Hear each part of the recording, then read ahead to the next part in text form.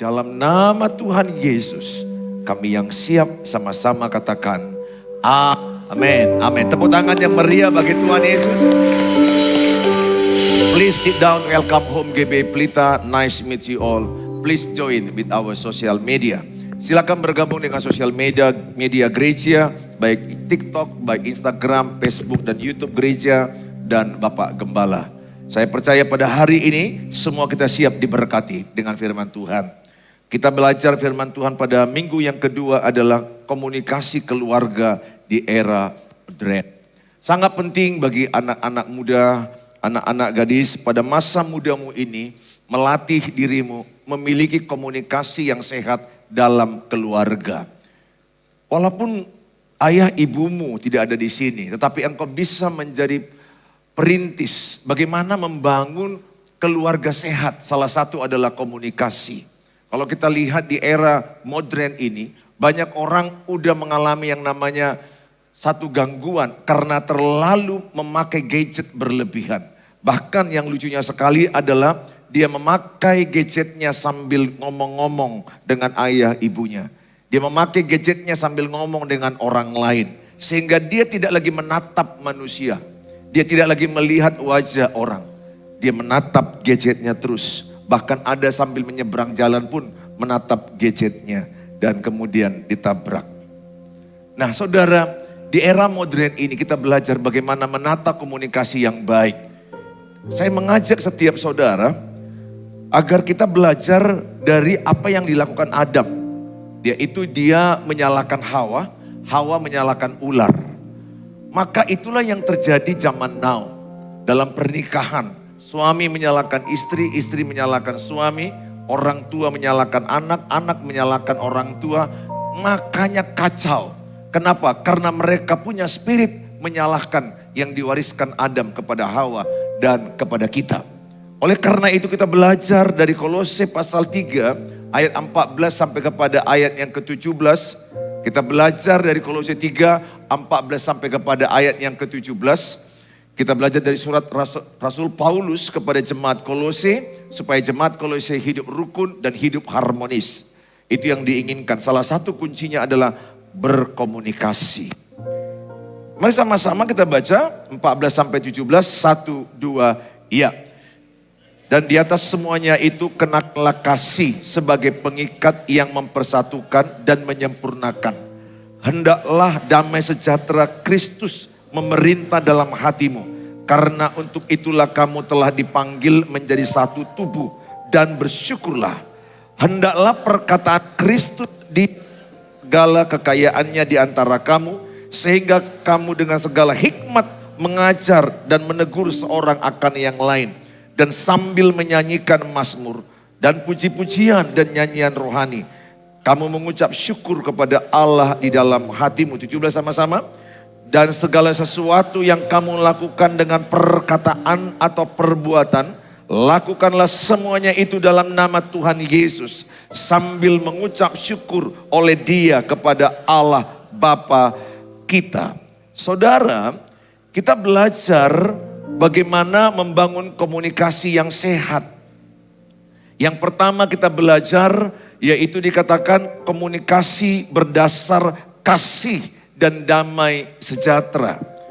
Kolose 3, 14, 15 dan di atas semuanya itu kenakanlah kasih sebagai pengikat yang mempersatukan dan menyempurnakan. Hendaklah damai sejahtera Kristus memerintah dalam hatimu. Karena untuk itulah kamu telah dipanggil menjadi satu tubuh dan bersyukurlah. Saudara, saya ajak kita untuk membangun komunikasi yang sehat. Apalagi dalam menyelesaikan masalah. Jangan pernah berbicara saat emosi, saat emosional. Dan jangan pernah mengambil keputusan saat marah. Saat mengambil keputusan harus dalam keadaan damai dan penuh kasih. Karena sering sekali kita lagi marah tapi ingin menyelesaikan masalah kepada seseorang. Kemudian akibatnya runyam. Dalam pernikahan ini perhatikan baik-baik. Ini akan sering terjadi kalau kau nanti menikah. Semoga kau ingat khotbah ini ya, anak-anakku, adik-adikku. Supaya nanti kalau engkau menikah, tayangan ini tidak ada di pernikahanmu. I hope.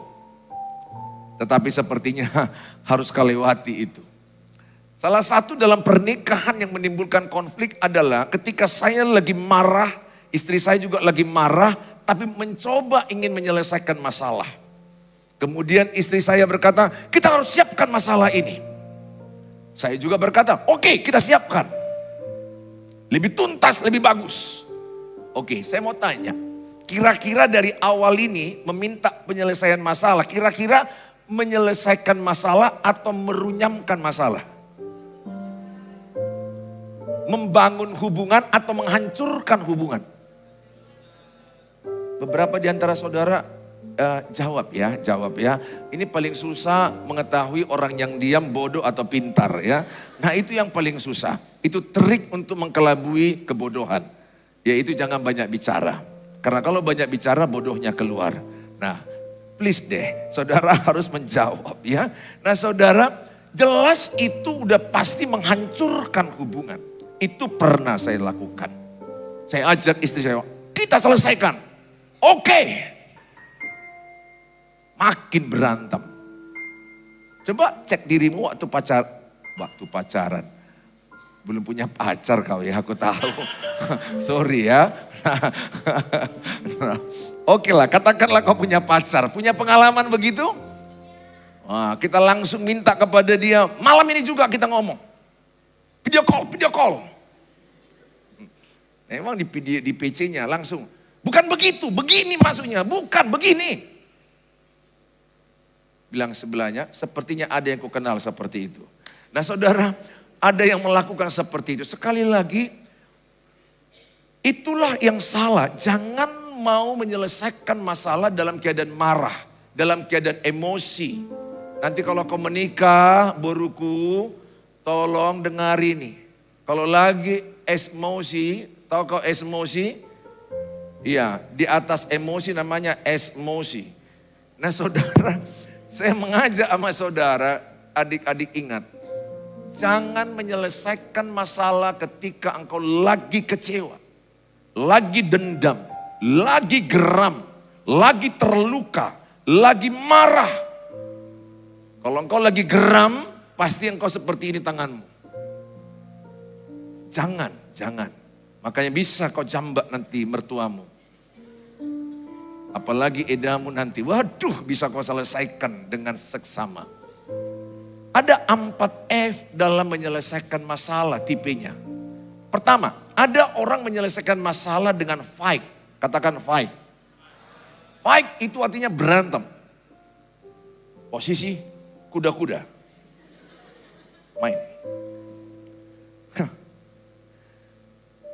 Saya seingat saya sama istri saya nggak pernah begitu modelnya. Tapi fight-nya mulut, verbal.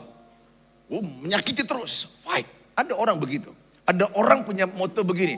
Aku orangnya kalau marah nggak bisa mendam. Zep. Ini orang bodoh. Orang bodoh kata Amsal, orang yang tidak bisa mengelola amarah.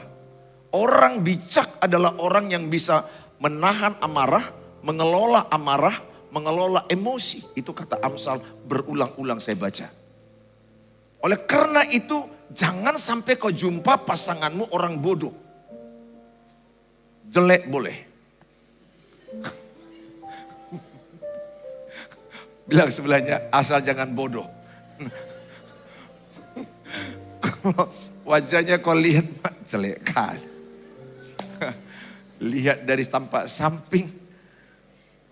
Gak berbentuk. Lihat tampak depan seperti rusa merindukan air. Lihat tampak atas seperti singa kelaparan. Tapi kalau dia bijak cowok ini. Dia mampu menahan emosi. Dia mampu menahan amarah. Pilihlah itu. Daripada kau pilih silam hot. Yang selalu hot. Yang selalu kalau dia marah pokoknya langsung. Apalagi ingat orang yang langsung marah itu biasanya terluka masa lalu tidak sembuh.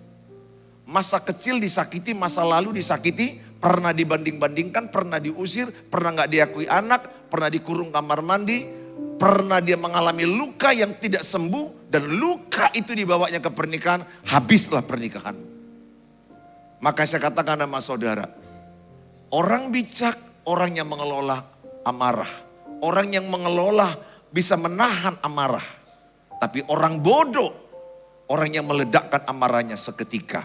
Padahal 6 detik kau tunda marah, marahmu turun 20%. 6 menit kau tunda marah, 50%. 6 jam kau tunda, jadi gak marah. Apalagi kalau engkau sebelum marah, berdoa dulu, ya Bapa di sorga. Dalam nama Tuhan Yesus, aku mau marah. Tolonglah aku Tuhan.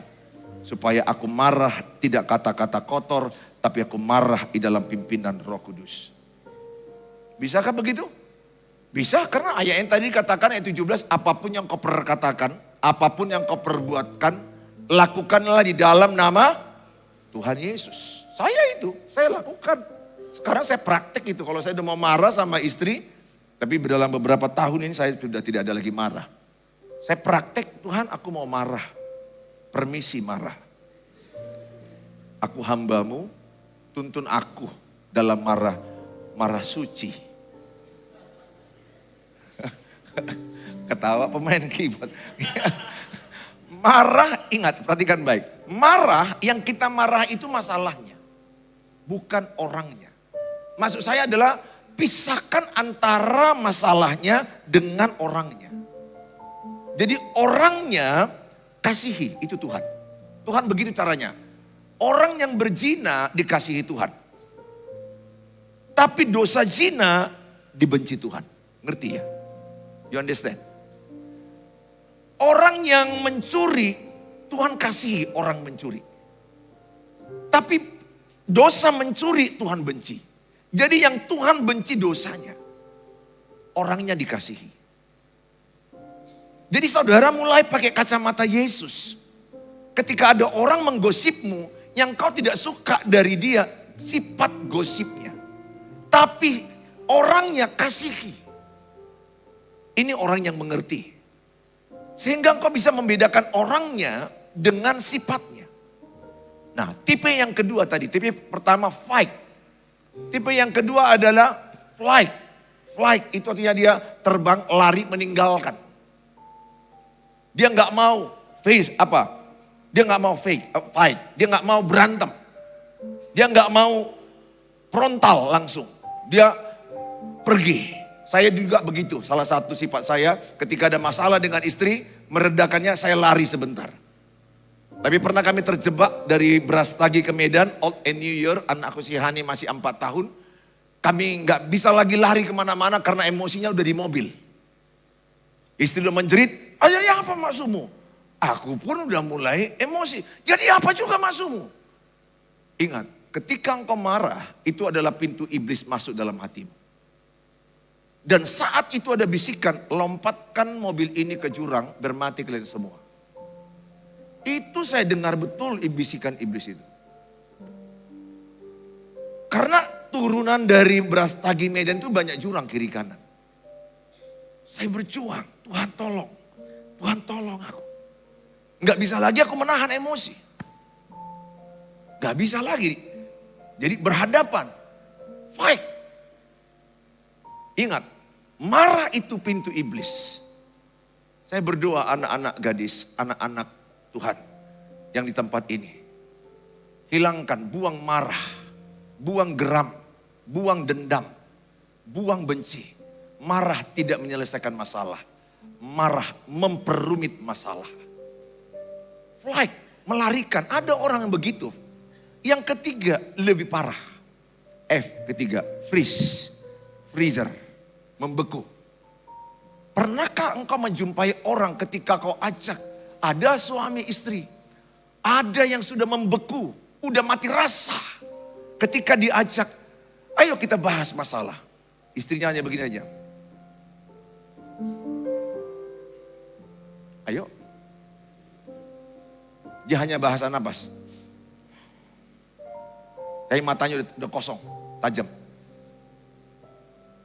Bahkan di belakangi suaminya, dilihatin tembok. Cicak-cicak lebih bagus dilihatnya.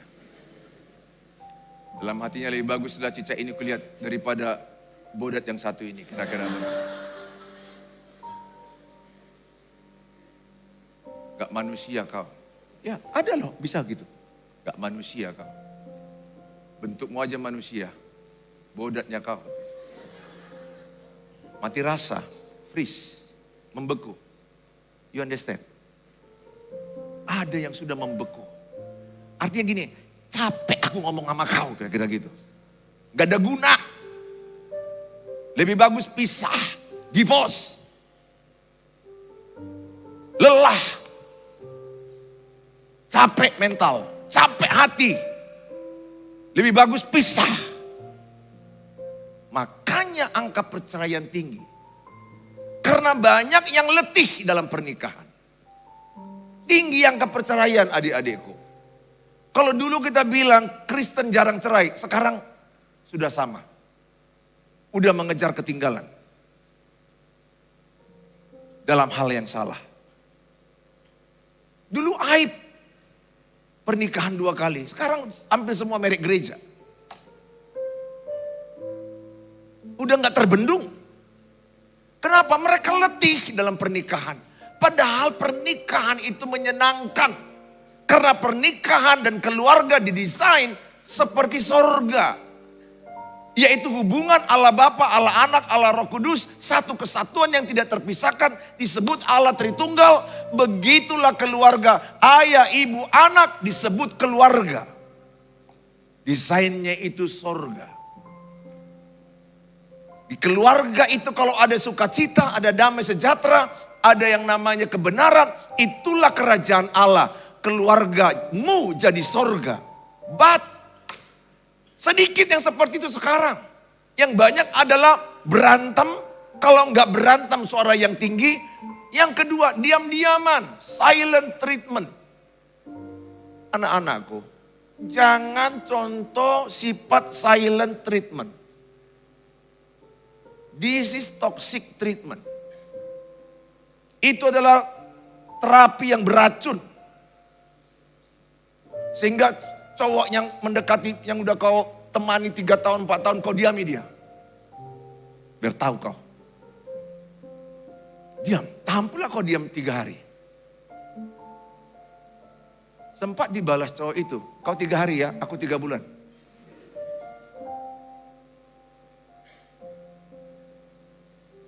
Silent treatment is toxic. Don't do it. F yang keempat. Face. Katakan face. Bilang sebelahnya, hadapi masalah. Hadapi masalah. Seorang yang menikah 75 tahun bersama pasangannya, usia mereka di atas 100 tahun. Diwawancarai oleh wartawan di Amerika. Bagaimana resep kalian bisa bertahan 75 tahun menikah bersama? Mereka, istrinya yang menjawab. Hanya satu di samping suaminya.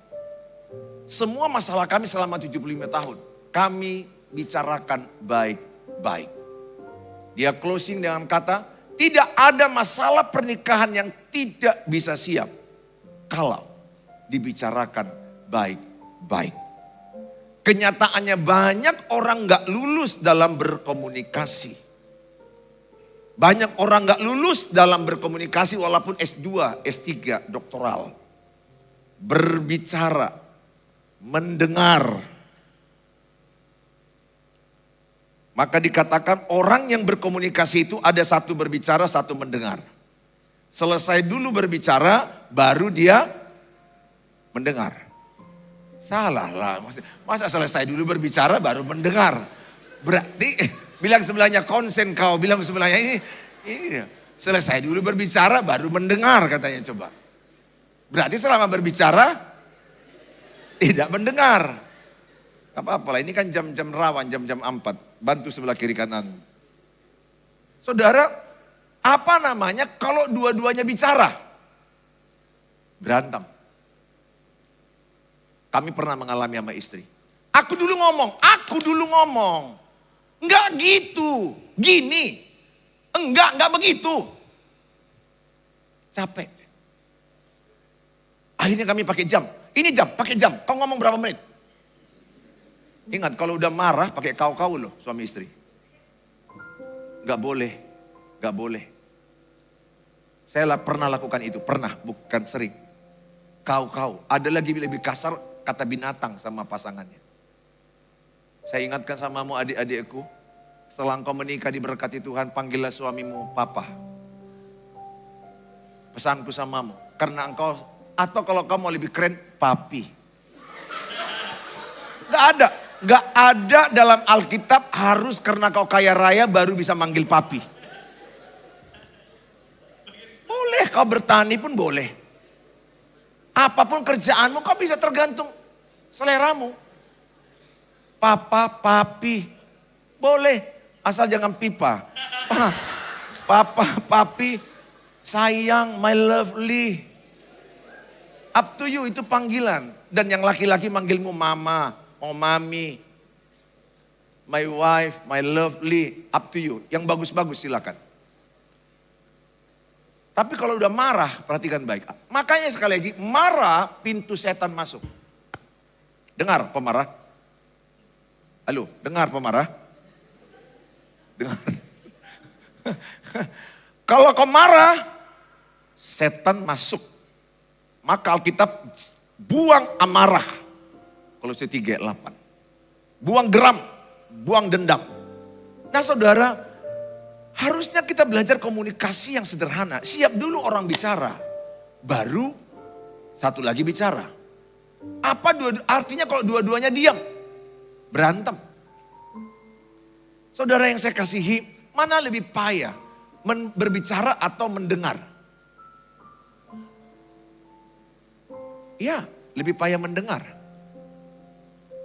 Seorang istri berbicara 15.000 kata sehari. Seorang suami 5.000 kata. Jadi seorang istri itu butuh telinga suaminya. Kalau nanti engkau pakai telinga orang lain, kau selingkuh. Iya, perselingkuhan dimulai dari curhat-curhat. Ya, kalau engkau sudah punya pacar, jangan suka selingkuh curhat-curhat sama cowok lain.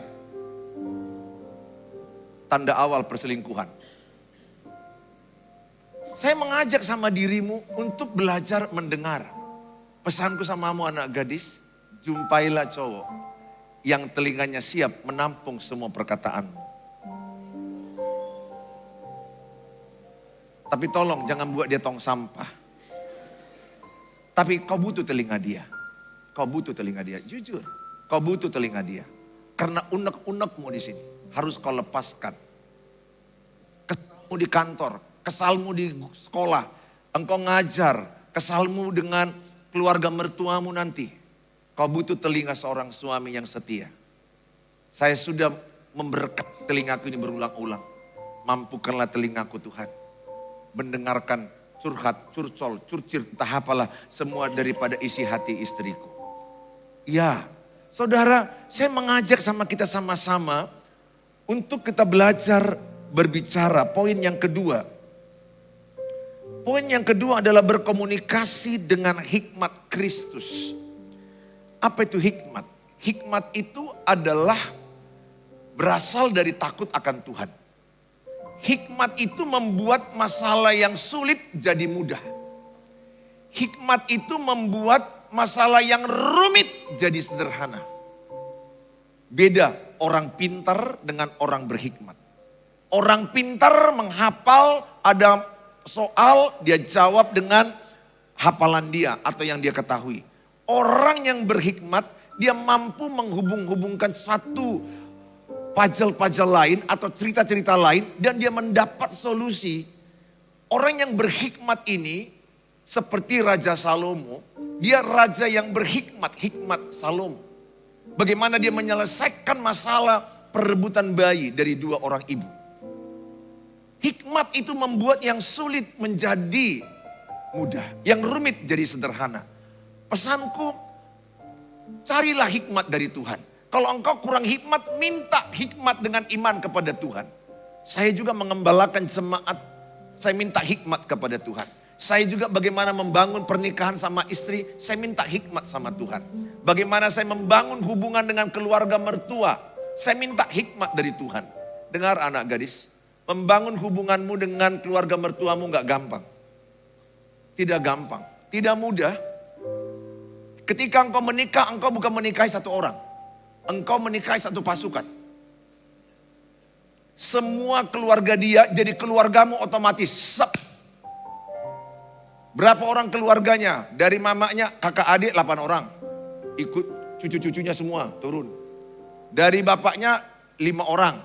Abang adik lagi turun semua. Itu dari anak bapaknya 6 orang. Semua keluarganya itu.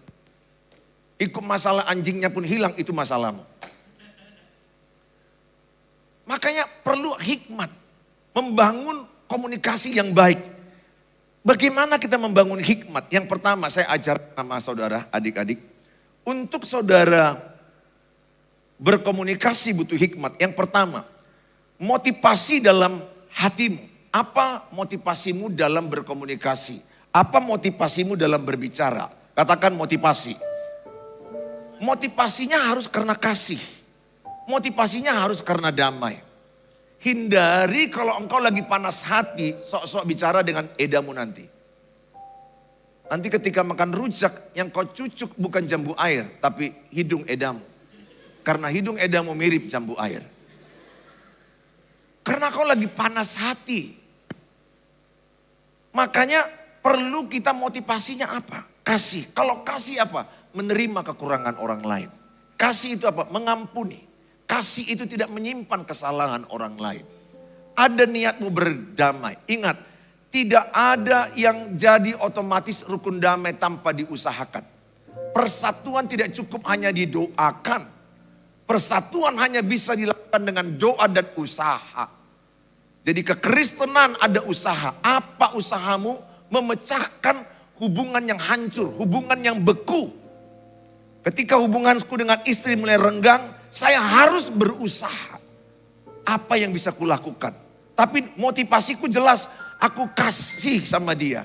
Aku sayang sama dia. Aku komitmen dengan pernikahanku kepada dia. Motivasi. Yang kedua, cara. Dalam berbicara sangat ditentukan cara. Caramu berbicara bagaimana? Apakah engkau menyelesaikan atau apakah engkau berbicara dengan low tone? Low tone. Nada rendah. Apa jadinya kalau saya mengajak keluarga lain saya, kita harus bicara lain. Kayak mana masalah sebenarnya apa yang terjadi kemarin itu. Udah low tone pakai pukul meja lagi. Laikku bisa bilang, oke lah, setuju.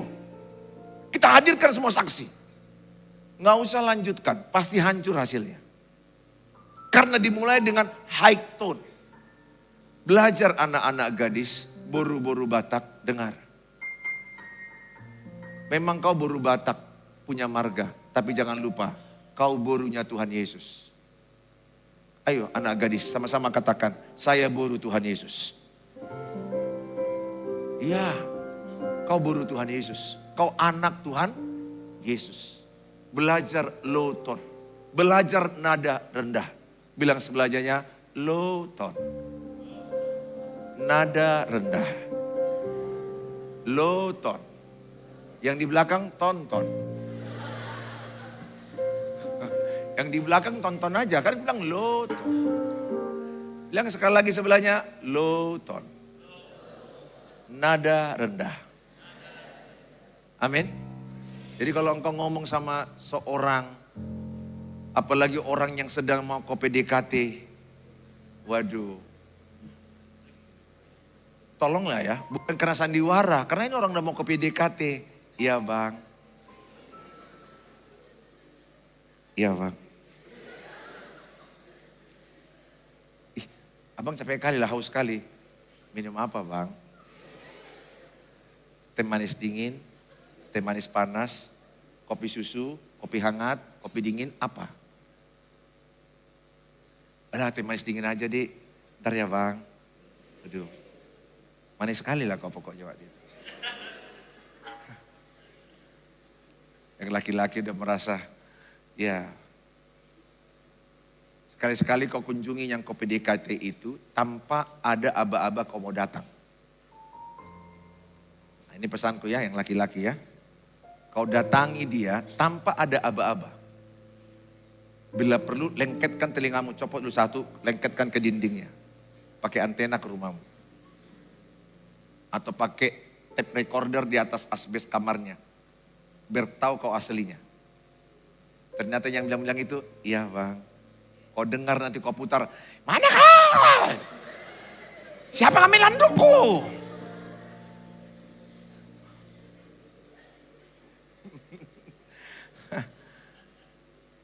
Berbicara itu nada rendah. Low tone. Bukan monoton. Low tone. Itu penting sekali. Caranya kita bicarakan ya masalah kemarin. Oke Pak, oke. Tempatnya pilih.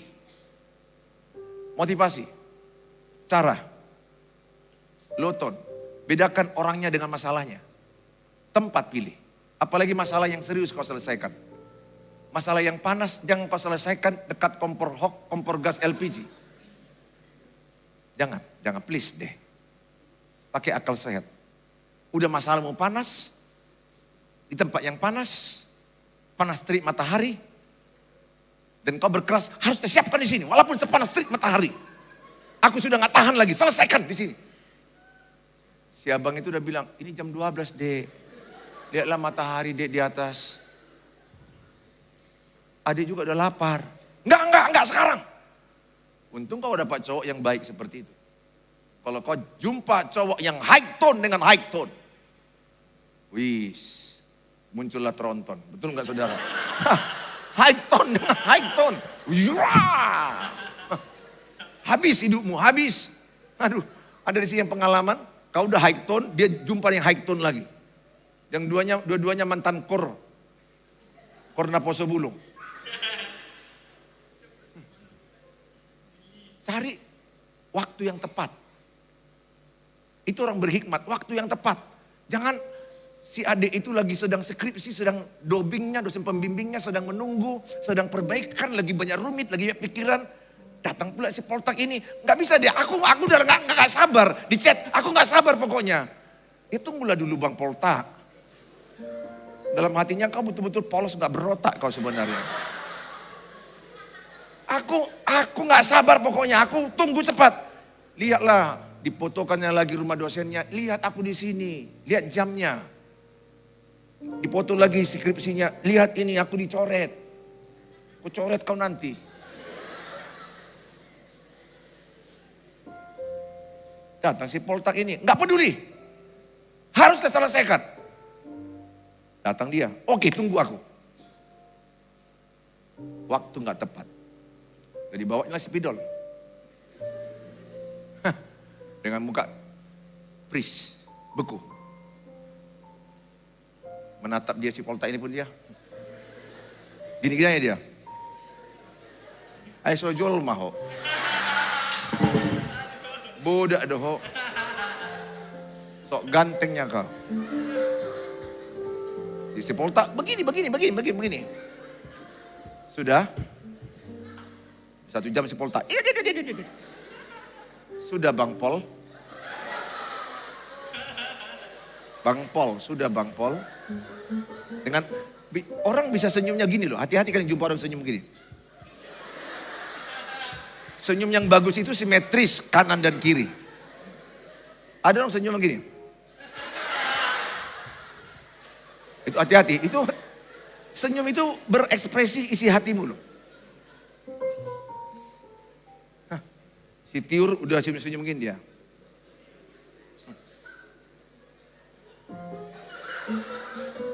Hanya bahasa-bahasa isyarat. Bahkan lebih mati rasa lagi dia, sambil rambutnya digini-gini kan. Pandoko nih Messi.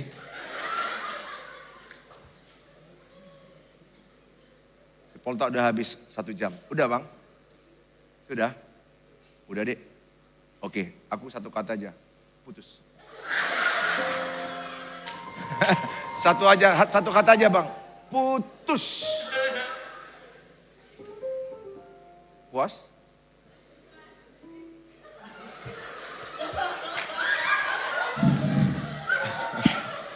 Ini drama. Hati-hati kau deh. Kalau kau jumpa orang yang sudah pris, lelah, letih. Harusnya si Polta itu bantu. Ya dek, ku bantu kau dek. Apa yang abang bisa bantu? Ku antar kau dek ke dobingmu dek. Udah jam 10 malam bang, gak apa-apa dek. Aku suka main malam, gak apa-apa. Biasa. Aku suka keluar malam, gak ada masalah. Itu apa? Supaya ada variasi, gak apa-apa. Dibawain martabak, dibawanya jus. Baru ngomong. Baru selesai. Hasilnya positif. Baik. Komunikasi, hubungan tersambung dengan baik. Berhikmat, motivasi. Caramu, tempatnya kau pilih. Waktunya, isinya. Kata-kata itu seleksi.